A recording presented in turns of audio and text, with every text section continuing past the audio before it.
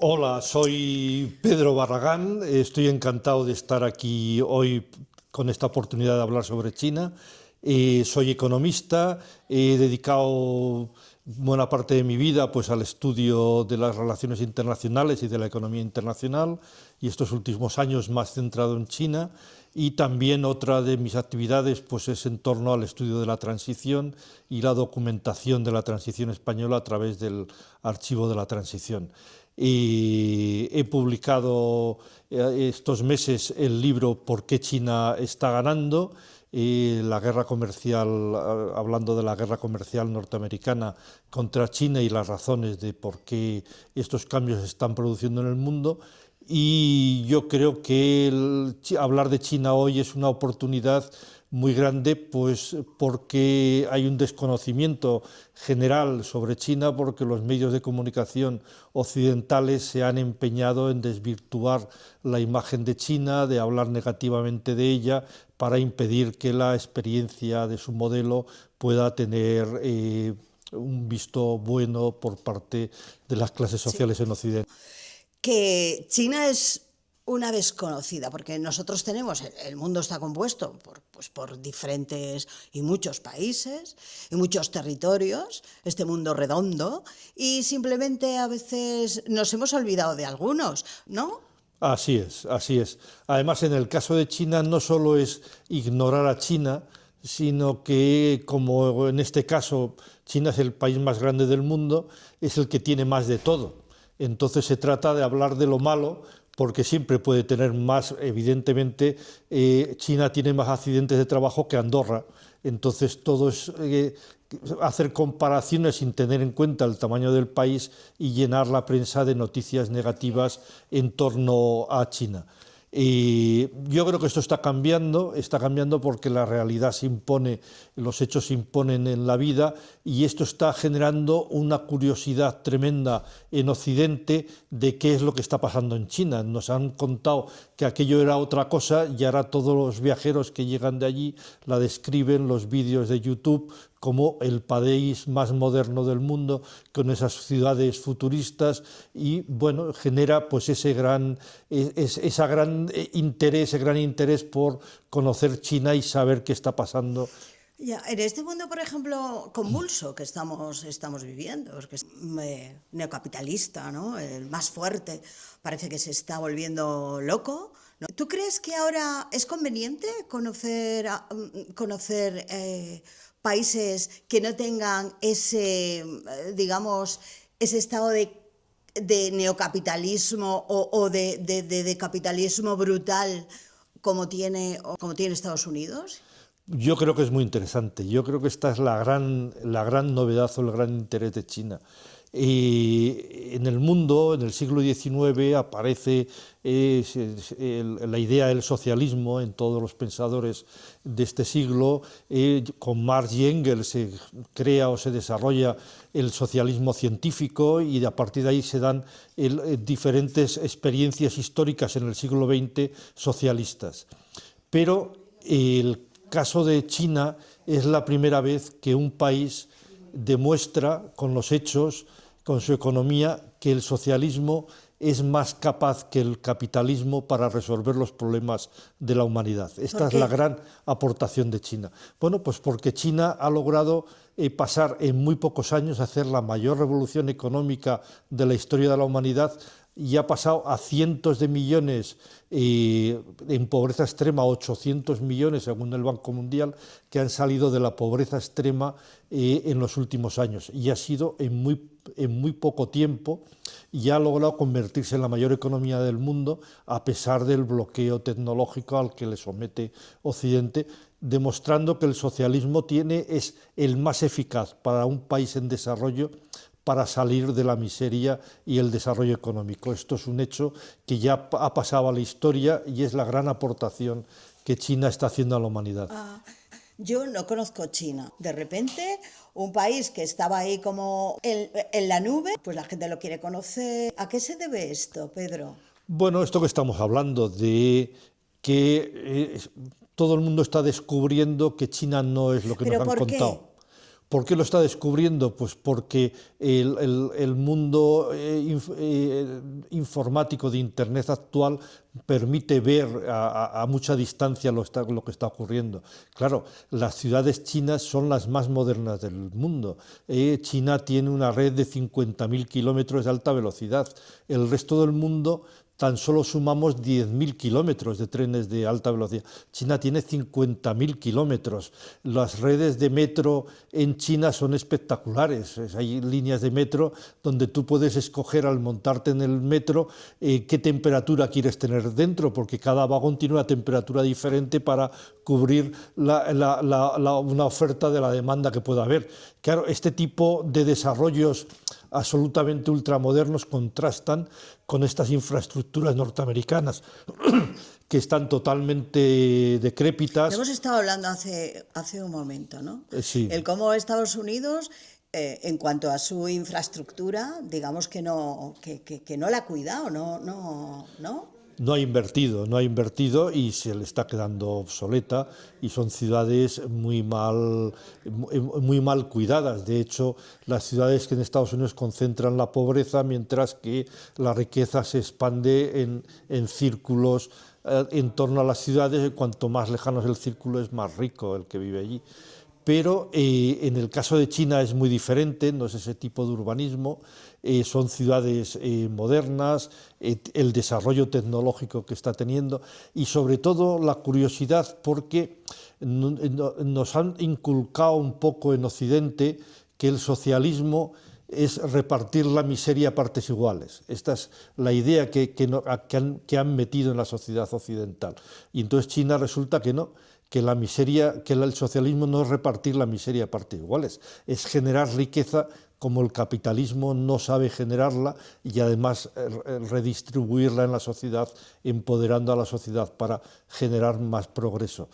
Esta es la gran diferencia. Ha roto los esquemas del socialismo, asociando socialismo con pobreza, cuando el socialismo es pues la generación de progreso económico y de satisfacción de las necesidades sociales. Aparece un poco el concepto de socialismo y mercado. Efectivamente. Bueno, es la aportación que no es novedosa, porque ya Lenin hizo alguna iniciativa en este sentido, pero en China se define que el mercado no es una característica del capitalismo, el mercado es una característica de todos los sistemas económicos, del socialismo, del capitalismo, del feudalismo. Todos los regímenes económicos que ha tenido la humanidad han necesitado del mercado para desarrollarse. Entonces, esa libertad de mercado, que en experiencias socialistas anteriores no se desarrolló por los problemas históricos de la Guerra Fría, en China hay una libertad de mercado que contribuye al desarrollo económico del socialismo en China. China es enorme, ¿no? Sí. China, yo no me la puedo imaginar. 1.400 millones de personas. Y aparte de tener, pues tiene ciudades que están muy desarrolladas técnicamente, pero también tiene espacios que son muy agrarios, muy rurales, ¿no? ¿Cómo viven unos y otros? ¿Hay más pobreza en lo rural que en la ciudad? Bueno, China es un país en desarrollo. Hay que pensar que hace 4 días China era un país fundamentalmente agrícola, con un 80% de la población trabajando en el sector primario, en el mundo rural. China se ha urbanizado en estos últimos años, ha trasladado a más de 600 millones de personas del campo a la ciudad. Lo ha hecho de una forma muy ordenada. ¿Cómo? Pues lo ha hecho construyendo las ciudades por delante de los inmigrantes, a diferencia que hemos hecho en España. A recordar aquellas situaciones de los años 60, principios de los 70, donde Madrid, Barcelona, Bilbao estaban rodeados de decenas de miles de chabolas, de la gente que huía del hambre en el campo, y en las ciudades no había vivienda, y entonces eran barrios llenos de barro, con chabolas.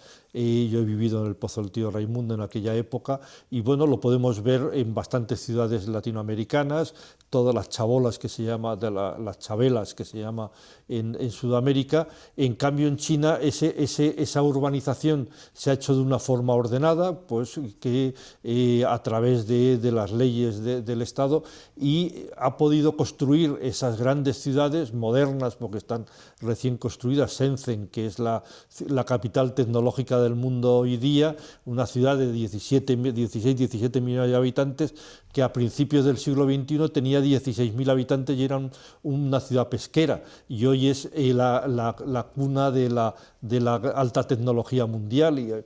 O sea que en muy pocos años se han construido grandes ciudades y se han hecho de una forma ordenada. Y este es un proceso que está en curso, porque digamos que para que China alcance un nivel de urbanización como el que tenemos en España, falta mover del mundo rural al mundo urbano pues en torno a 200-300 millones de personas todavía. Sí, moverlo, pero no me refiero a moverlo geográficamente del interior a la costa. Me refiero de trabajar en la agricultura a trabajar en los servicios o en la industria, que la industria y los servicios no tienen que estar en la costa, están también en el interior. Me refería a moverlos de actividad económica. La población activa dedicada al sector primario en China es todavía del 22% de la población activa. En España somos el 3,5% de población activa en el sector agrario. Este 22% produce el 6,5% del Producto Interior Bruto, o sea que el 22% de la población solo produce el 6% de la riqueza. Eso hace que se reparta como se reparta entre ellos, tocan a mucho menos que el resto de la industria y los servicios, que tocan a 4 veces más per cápita que ellos de producción. O sea que hay desigualdad. Hay esa desigualdad en el sentido de que la industria y los servicios son más productivos que la agricultura, porque la agricultura, pensemos que si a principios de hace 30 años estaba en el 70% de población ocupada, ahora ya está solo en el 22%, pero es un proceso que estamos viviendo y que irá concluyendo en los próximos años. De hecho, la renta per cápita de los hogares urbanos es el doble que la renta per cápita de los hogares rurales, hoy en China todavía, pero que se están acercando a una velocidad tremenda, como nunca se había producido en la historia de la humanidad, ese acercamiento social como el que estamos viendo estos tiempos en China. ¿Sabes? A mí una de las cosas, por ejemplo, que más me llama la atención es, digamos, los tiempos. Los planes se hacen a largo plazo. Aquí son todo planes a corto plazo. Bueno, quizá aquí hay una inmediatez por el sistema de competencia de Occidente entre dos partidos que defienden la misma política y que se enfrentan por cuestiones secundarias en los debates electorales, y hay un cortoplacismo muy inmediato. China, de todas formas, tiene una forma de pensamiento basada en el confucianismo histórico, que siempre ha tenido esa visión a largo plazo. Es el único país que ha sido capaz de hacer planificar a lo largo de la historia, planificar obras, por ejemplo, a más de 100 años, o sea que hay 2, 3 generaciones que están trabajando en ellas sin tener ninguna esperanza de poderlas, solamente por el progreso social. Todo el sistema hidráulico de China, que es antiquísimo, con bastantes siglos de antigüedad, pues tardó más de 100 años en construirse esos grandes canales, y sin embargo, pues es una sociedad, pues eso, que es capaz de poner la historia por delante de las propias generaciones y de trabajar en planes a largo plazo. De todas las formas, si me permites, el centro de la planificación china son los planes quinquenales, no es tan a largo plazo, y en los planes quinquenales yo creo que esa es la estructura de un país socialista. Planifica los objetivos que la sociedad quiere abordar y establece unas políticas claras para poder orientar a conseguir esos objetivos. O sea, no se deja el libre albedrío del mercado que se quiere hacer, sino que se fijan objetivos de bienestar humano, de vivienda, de trabajo, etc. Y entonces se establecen los mecanismos para alcanzar los objetivos que se han programado. Sí, ahí está un poco la Agenda 2030, ¿no? Que sí. China estaba apoyando y que parece que está saltando por los aires, ¿no? Bueno, sería un buen ejemplo del lado contrario en el resto del mundo de una planificación que Naciones Unidas lanzó con la Agenda 2030 y que finalmente no está avanzando como se pensaba. En el caso de China, esta planificación sí que permite dar pasos claros en los objetivos a cubrir y se miden, el poder medir, que esto ya se populariza en Occidente. ¿Y se previene? ¿Se previene? En Occidente todas las empresas establecen objetivos y los miden. La nueva filosofía empresarial es que lo que no se mide no existe, que decía ya el señor Botín hace años. Bueno, esa planificación, yo creo que China es un gran país planificando y es lo que le consigue avanzar en sus proyectos sociales y económicos. Podemos hablar, una diferencia así, en grande. Estados Unidos sería individualista, ¿no? Y la pela por la pela, y cuanto más tienes y además más haces, se olvida de los demás. Y digamos que China es más comunitaria. ¿Podemos hacer esa diferencia o no? Sí, en un doble sentido. Por una parte, la cierta filosofía occidental de la vida es individualista, proviene de griegos, romanos, del cristianismo, y es mi relación con Dios, mi salvación personal. Es un mundo más individualista, más no individualista, más centrado en el individuo, que no tiene por qué ser individualista, pero sí que está centrado en el individuo. La filosofía de la vida confuciana de China está más centrada en la colectividad que en el individuo, en la familia, en la sociedad, la historia, lo que pone por delante el pensamiento. Pero al margen de esa tendencia filosófica de la vida,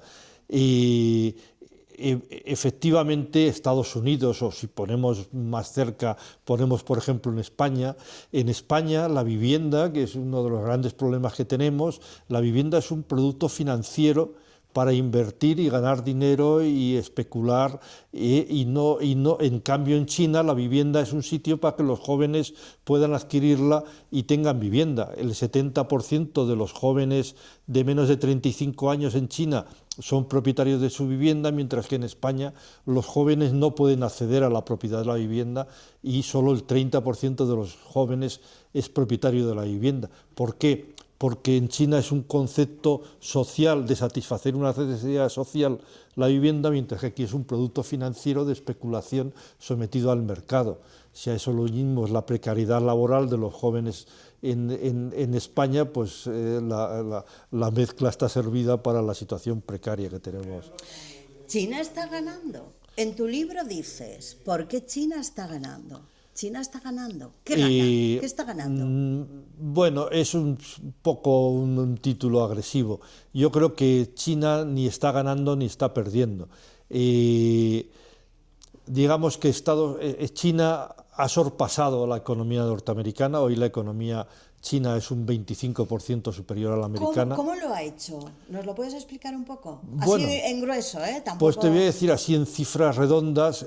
Estados Unidos era el 19% de la economía mundial en el año 2000 y China el 6%, y ahora mismo China es el 19 y pico y Estados Unidos es el 14%.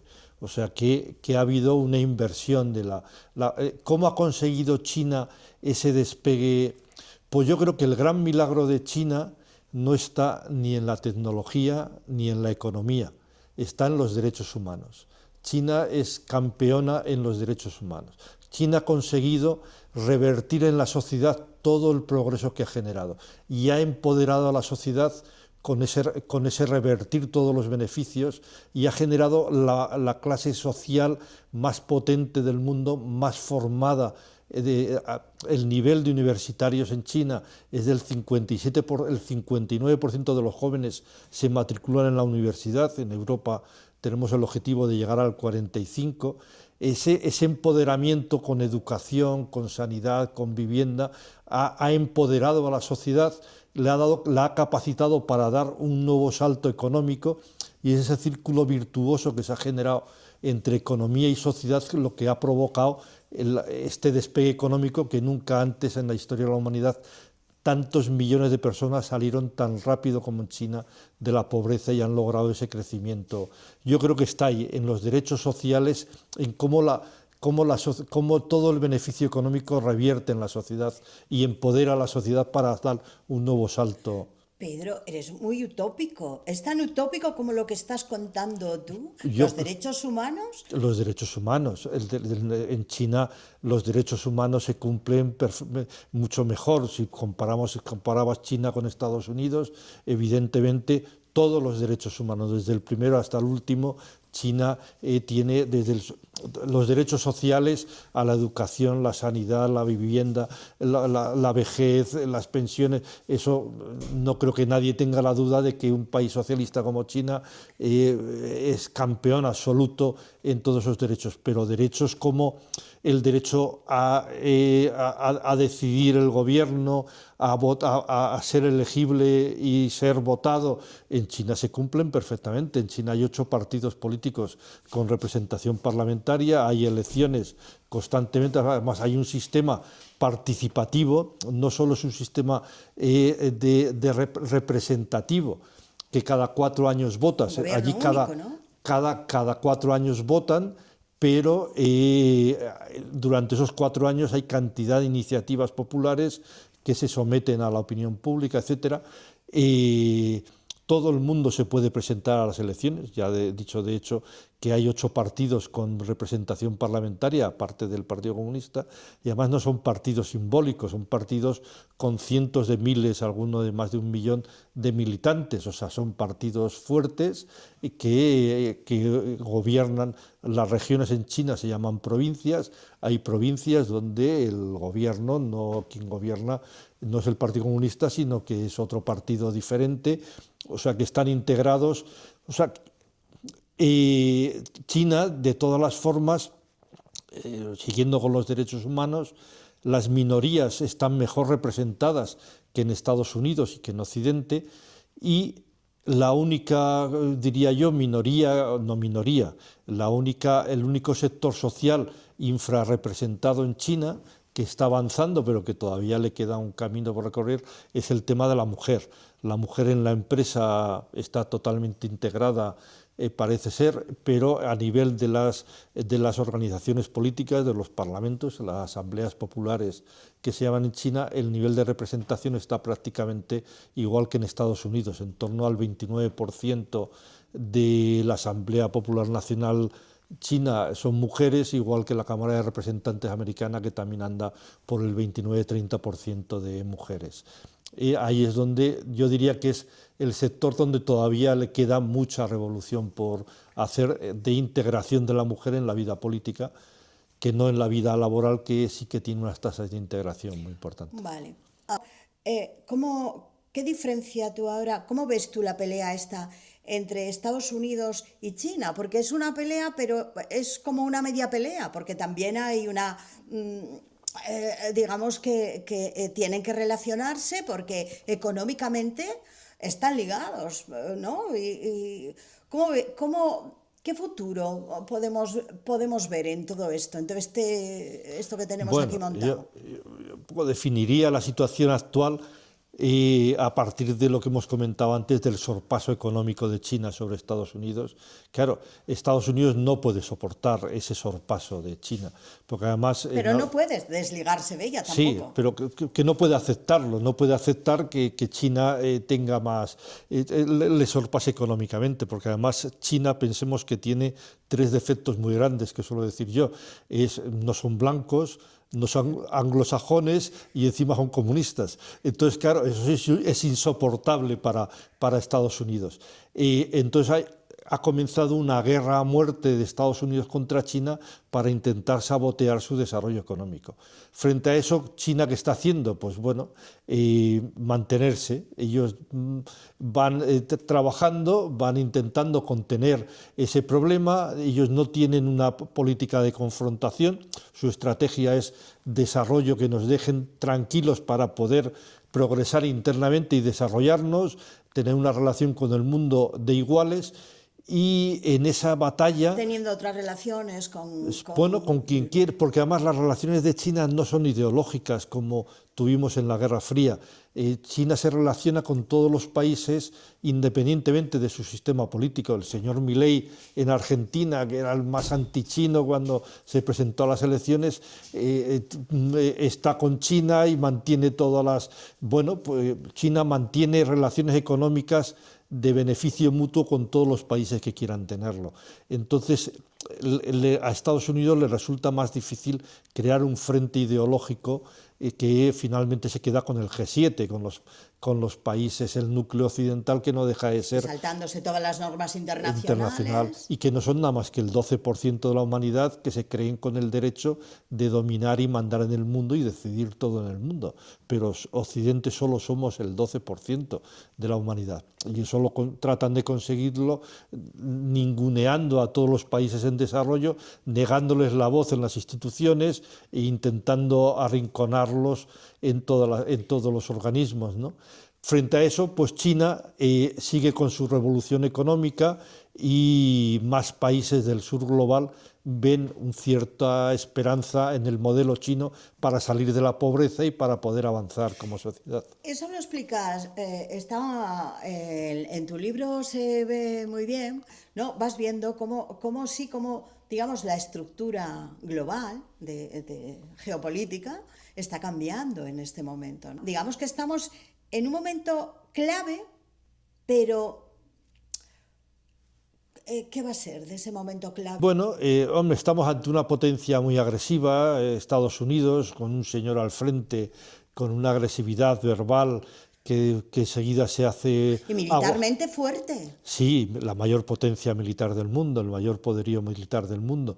Pero quería decir que Trump es muy agresivo, pero se queda en aguas de borraja en cuanto Wall Street baja un 2% al día siguiente de las medidas que toma y rápidamente retrocede y se echa atrás. O sea que tiene unas limitaciones muy fuertes por la propia capacidad o por la propia crisis subyacente que de la economía norteamericana.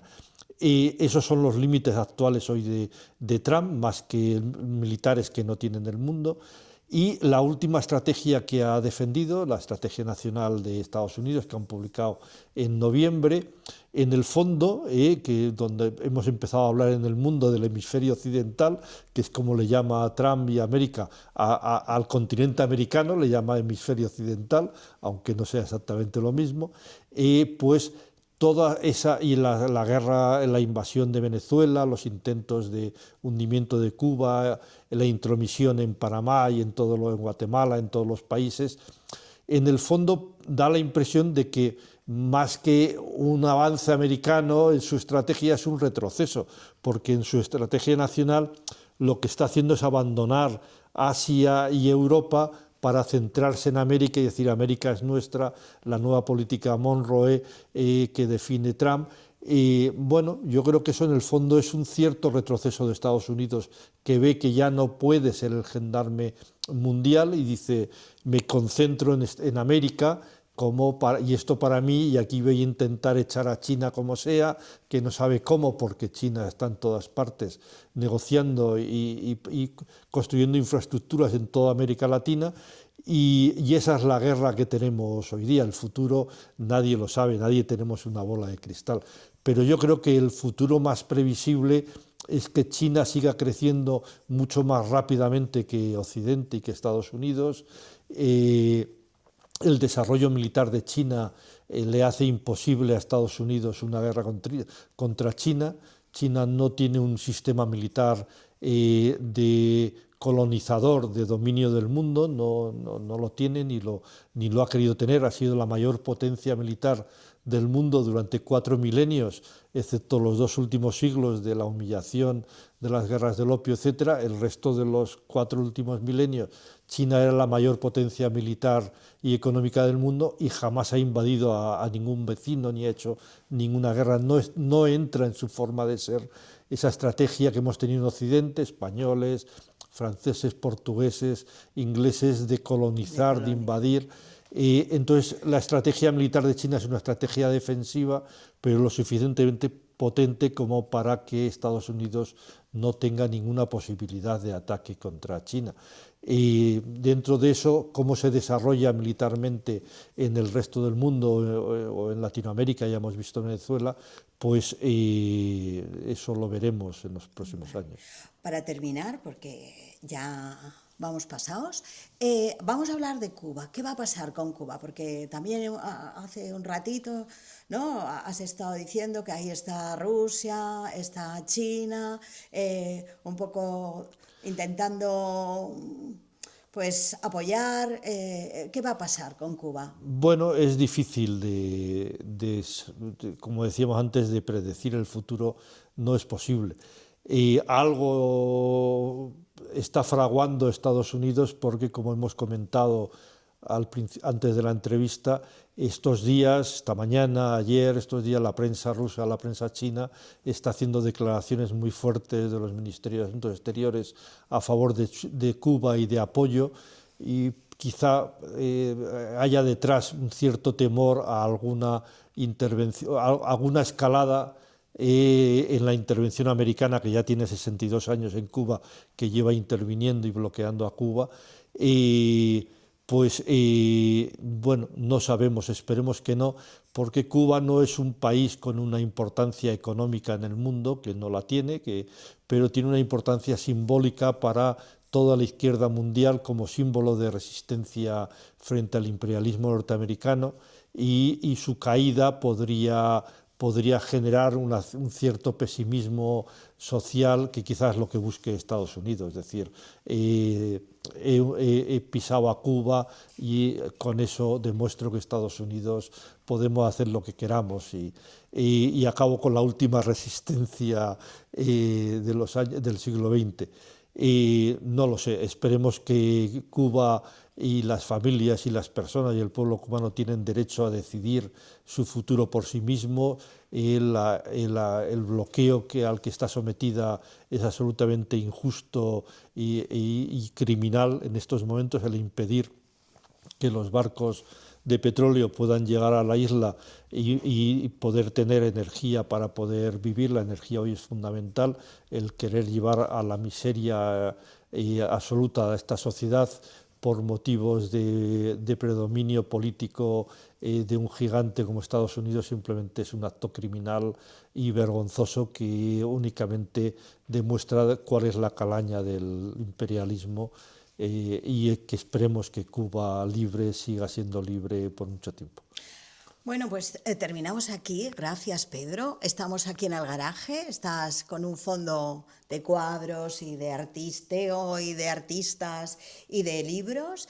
Y estamos aquí en una editorial que también intenta pues salir y resistir como como lo ha hecho toda la vida, ¿no? Con resistencia.